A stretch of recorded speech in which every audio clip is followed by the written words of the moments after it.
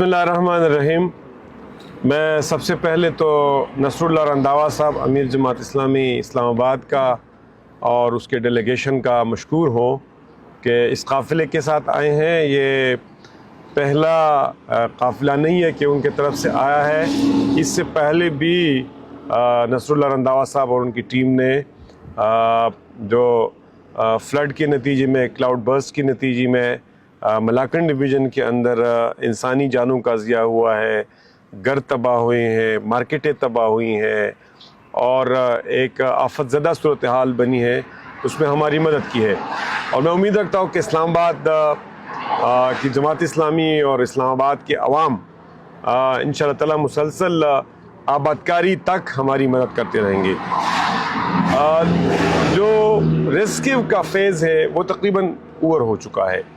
Rescue के phase में लोगों की ज़िंदगी को बचाया जा सकता है और रेस्क्यू में सिर्फ जो डेड बॉडीज़ अभी तक मिसिंग है और मिले नहीं है उसकी तलाश जारी है। अब हम रिलीफ़ के फेज़ में लगे हुए हैं और रिलीफ़ का फेज़ भी अल्हम्दुलिल्लाह फजल महमूद साहब ने आपको बता दिया कि हमारे कोई 1500 के करीब 1100 से लेकर 1500 तक का कारकुनान फील्ड के अंदर लगे हुए हैं और अब आज तो 2000 से भी तजावज़ कर चुके हैं। तो इंशाअल्लाह ताला ये रिलीफ का काम भी अगले चंद दिनों तक जारी रहेगा। लेकिन जो हम 3 काम करेंगे वो मैं आपके सामने आपको बताना चाहता हूँ। एक, मैंने जमात इस्लामी मलाकन डिवीज़न के उमरा अज़ला और अलखिदमत फाउंडेशन को सदूर को इंस्ट्रक्शंस इशू किए हैं और ये इंस्ट्रक्शंस मुझे अमीर जमात इस्लामी पाकिस्तान हाफिज़ नईमुर रहमान साहब ने दी है कि हम आफत ज़दा इलाके का डाटा इकट्ठा करें कि इमलाक को क्या नुकसान हुआ है, जानों का क्या नुकसान हुआ है, लाइव स्टॉक का क्या नुकसान हुआ है, ज़ख्मी कितने हैं। तो पूरा एक डाटा हम डाटा बेस डेवलप करेंगे इंशाल्लाह। अगले 5-10 दिनों के अंदर हम आपको दोबारा ज़हमत देंगे और आपके साथ तमाम तफसीलात शेयर करेंगे। दूसरा काम हम ये करेंगे कि हम आबादकारी के लिए अपना एक प्लान बनाएंगे कि एज आ चैरिटी ऑर्गेनाइजेशन अलखिदमत फाउंडेशन कहाँ कहाँ इंटरवेंशन करेगी। और तीसरा काम हम ये करेंगे कि जो मुसीबत ज़रा लोगों के नाम पे, आफत ज़रा लोगों के नाम पे जो बाहर से डोनेशंस आती है, एड आती है, हुकूमत जो ऐलानात करती है, हम लोगों के वसाइल की चौकीदारी करेंगे। पहला फेज़ गुजर जाता है, दूसरा फेज़ फिर गुजर जाता है, तीसरा आबादकारी का होता है और देखा जाता है कि लोगों की मुसीबत से बाज़ लोग गलत फ़ायदे उठाते हैं। हुकूमतें भी गलत फ़ायदे उठाती है, हुकूमतें खुर्द बुर्द करती है, हुकूमतें मिसमैनेज करती है, वसाइल को डुप्लिकेशंस करती है, कुछ लोगों को मिल जाती है, कुछ को नहीं मिल जाती है। इसलिए एक सियासी जमात होने के नाते हमारी ये जिम्मेदारी है कि हम लोगों की हकूक़ की चौकीदारी करें, उनकी हिफाजत करें।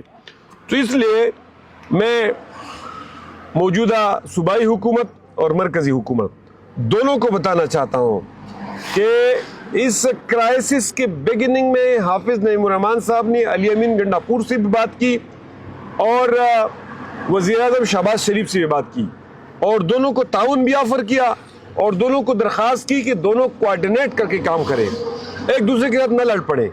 आप अगर सेनेट के इलेक्शन में इकट्ठे होते हैं, आप अगर आर्मी चीफ के एक्सटेंशन में इकट्ठे होते हैं, आप अगर फेटअप के लिए कवानीन बनाने में इकट्ठे होते हैं, आप अगर मफादात पे इकट्ठे होते हैं, आप अगर 26वीं तरमीम पे इकट्ठे होते हैं, तो आप लोगों के लिए भी इकट्ठे हो जाए, ये उन्होंने कहा है। और हम समझते हैं कि इन दोनों को कोऑर्डिनेट करके काम करने की ज़रूरत है। ये नहीं करेंगे तो हम इस मुसीबत के दौरान कोई सियासी बात नहीं करना चाहते हैं, कोई पॉइंट्स पॉलिटिकल पॉइंट स्कोरिंग नहीं चाहते हैं। इस वक्त हमें इंस्ट्रक्शंस है कि हम खिदमत पे फोकस रहें, लेकिन एक सियासी जमात होने के नाते हम अपना ये हक महफूज रखते हैं और इसके लिए आदाद शुमार इकट्ठे कर रहे हैं और हम तनबीह करना चाहते हैं, वार्न करना चाहते हैं कि माजी की तरह हम जो सैलाब ज़दगान की इमदाद है उसमें किसी खुर्द बुर्द को बर्दाश्त नहीं करेंगे और हम चाहेंगे कि ये जो रिलीफ का काम शुरू है, हुकूमत, ये इतना मुश्किल काम नहीं है। मिंगवरा के मड को, कीचड़ को क्लियर करना, वहाँ हैवी मशीनरी डिप्लॉय करना कोई मुश्किल काम नहीं है। ये काम हुकूमत 3-4 दिनों के अंदर कर सकती है। इसको तूल ना दे, इसको तूल बिल्कुल ना दे और तमाम चीज़ों को ट्रांसपेरेंट रखे। हुकूमत ट्रांसपेरेंसी नहीं करेगी तो हम मुसीबत का ये फेज ओवर होने के बाद अपना सियासी फरीज़ा अदा करेंगे और हम करप्शन को एक्सपोज करेंगे। मैं इस पे अपनी गुफ्तगू ख़त्म करता हूँ और दोबारा जमात इस्लामी KP नॉर्थ की हमारी टीम मौजूद है मेरे साथ, बख्तियार मानी साहब मौजूद है, शहाब हुसैन साहब जो हमारे मलाकंड के अमीर है वो मौजूद है, हमारे फजल महमूद भाई मौजूद है जो कि KP नॉर्थ अल-खिदमत के सदर है, और नसरुल्लाह रंधावा साहब और उनकी टीम का शुक्रिया अदा करता हूँ। शुक्रिया जी। अमीर साहब मोहतरम, ये बताइएगा कि DC बुनियर के साथ क्या इशू चल रहा है इस वक्त? उसने कोई नोटिफिकेशन जारी किया है? और जो लोग जालसाजी के लोग मुर्तकिब हो रहे हैं और मुख्तलिफ तंजीमें जो कि रजिस्टर्ड नहीं है वो फलाही काम के नाम से वहाँ पर काम कर रही है, तो उसके हवाले से आपका बयानिया क्या है, क्या होना चाहिए? और सूबाई हुकूमत जो अभी तक शुहदा के लिए पैकेज उन्होंने ऐलान किया है और कहा है कि मरकज़ की इमदाद की ज़रूरत नहीं, उसको किस तरह देखते हैं? देखिए, पहले बात तो DC बुनियर की मैं करूँगा।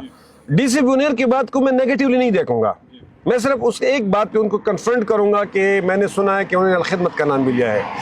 DC बुनियर को यह इल्म होना चाहिए कि अल-खिदमत NDMA का पार्टनर है और PDMA का पार्टनर है।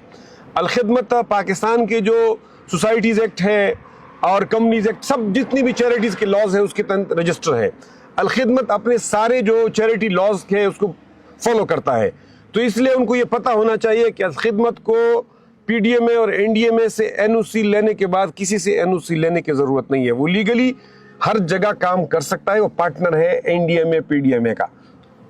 एक बात थी, हाँ, इस हद तक मैं समझता हूँ कि DC बुनियर के बात दुरुस्त है कि जिस बेहंगम तरीके से अनकोऑर्डिनेटेड छोटी तंजीमें, बड़ी तंजीमें, इंडिविजुअल्स आके बुनियर की तरफ जा रहे हैं, तो मेरा ख्याल है इसको हुकूमत को कोऑर्डिनेट करने की ज़रूरत है।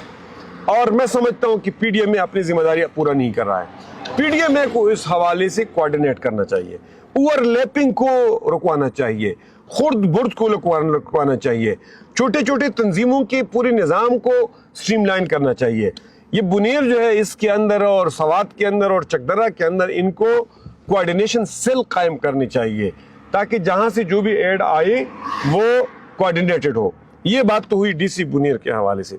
जहाँ तक अल यमीन की बात है तो मैं बहुत कोशिश कर रहा था कि मैं कोई सियासी बात ना करूँ, लेकिन अल यमीन जो है वो डायलॉग्स करता है, वो डायलॉग्स करता है, फिल्मी एक्टर्स की तरह डायलॉग्स करता है।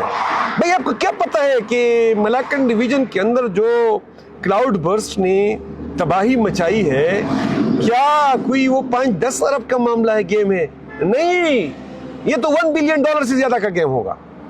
तो क्या आपका तो पूरा डेवलपमेंट बजट जो है वो 100 बिलियन नहीं है, तो आप कैसे ऐसी हवाई बातें करते हैं कि ये मैं खुद भी कर सकता हूँ?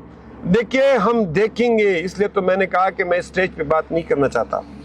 हम कोई 15-20 दिनों, 1 महीना बाद आपको दोबारा ज़हमत देंगे और हम पूरा जो रिलीफ का काम हो रहा है, रिहैब का काम हो रहा है और हुकूमत की जो का किरदार है उसको लोगों के सामने रखेंगे। इसलिए मैं समझता हूँ कि इमदाद की भी ज़रूरत है, फेडरल गवर्नमेंट की इंटरवेंशन की भी ज़रूरत है, जो डेवलपमेंट जो UN एजेंसीज़ है या INGOs है उनकी इंटरवेंशन की भी ज़रूरत है। अल-खिदमत ने अपील भी की है, हमने बाहर के डोनर्स को भी अपील की है, मुल्क के अंदर जो डोनर्स हैं उनको भी अपील की है और कोऑर्डिनेटेड एफर्ट से ज़रूरत है। अल यमीन साहब को पता नहीं है, अल यमीन साहब को पता नहीं है कि 2030 तक पाकिस्तान को क्लाइमेट फाइनेंस के अंदर $300 बिलियन की ज़रूरत रहेगी। $300 बिलियन की ज़रूरत रहेगी। पाकिस्तान जो है वो तबाही के दाने कड़ा है, टॉप 10 वल्नरेबल कंट्रीज में है। साइंटिस्ट और एनवायरमेंटलिस्ट हमें वार्न कर रहे हैं और हम उसका मजाक उड़ा रहे हैं और हम कहते हैं कि हम सब कुछ खुद हैंडल कर सकते हैं। भाई इस तरह की बातें नहीं करनी चाहिए। DC बुनियर ने खुद Al-Khidmat foundation vice president air marshal Sharma को फ़ोन किया, इस्लामाबाद को फ़ोन किया और हमने 200 कफन भेजे और वहाँ ट्रक भेजे। उनको सब पता है وہ کہتے ہیں نا ڈی سی بنیر نے الخدمت فاؤنڈیشن کے vice president air marshal Arshad صاحب کو فون کیا تھا کہ کپن بھیجے اور سامان بھیجے تو اور تابوت بھیجے. تو الخدمت نے پہلی فرصت میں تابوت اور کپن بھیجے تھے. تو ڈی سی صاحب کو کم از کم الخدمت کا نام نہیں لینا چاہیے. الخدمت کوئی عام آرگنائزیشن نہیں ہے. الخدمت پاکستان کی برانڈ ہے, پاکستان کا نام ہے, پاکستان کا فخر ہے, پاکستان کا وہ برانڈ ہے جو پوری دنیا کے اندر آپ کے لیے ڈپلومیسی کرتا ہے.